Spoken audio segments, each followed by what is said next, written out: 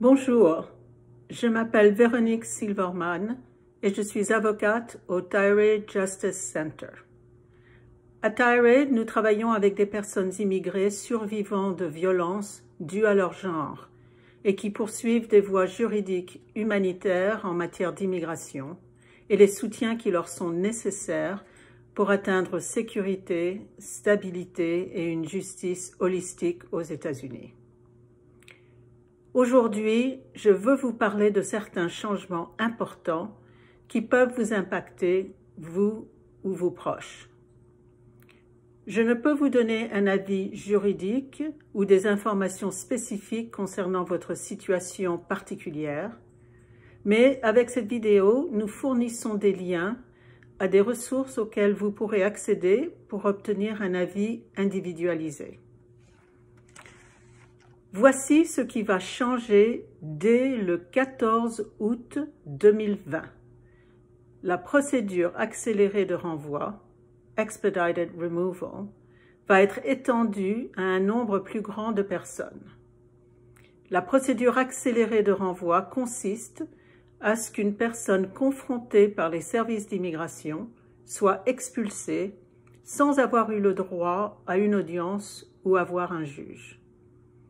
Ce processus résulte en des violations significatives des droits individuels.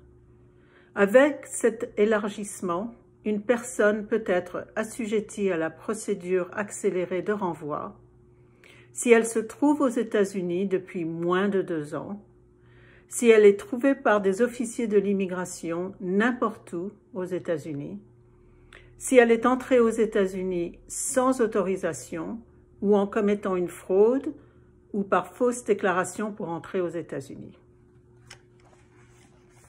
Voici les exceptions. Le renvoi accéléré ne s'appliquera pas à vous si vous êtes citoyen américain, si vous possédez une carte verte, si vous avez déjà obtenu l'asile, si vous êtes un enfant non accompagné, arrivé aux États-Unis sans parents ni tuteur, si vous êtes entré aux États-Unis avec une autorisation, même si votre visa est expiré, et si vous avez déjà un cas en cours dans un tribunal d'immigration. Connaissez vos droits légaux.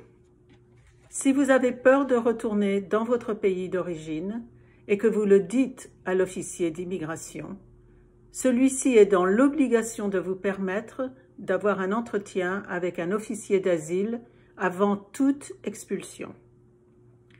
Si l'officier d'asile constate que vous avez une crainte fondée de retourner dans votre pays d'origine, vous aurez la possibilité de déposer une demande d'asile devant un juge de l'immigration.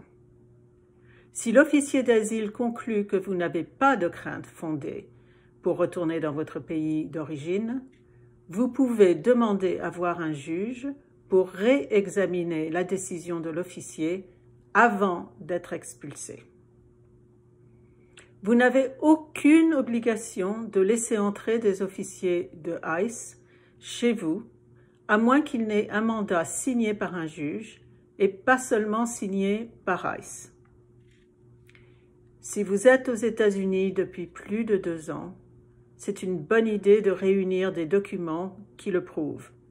Par exemple, feuille de paie, déclaration d'impôt, bail, registre scolaire ou formulaires médicaux, et de les garder dans un endroit où vous ou une personne de confiance peuvent y accéder facilement.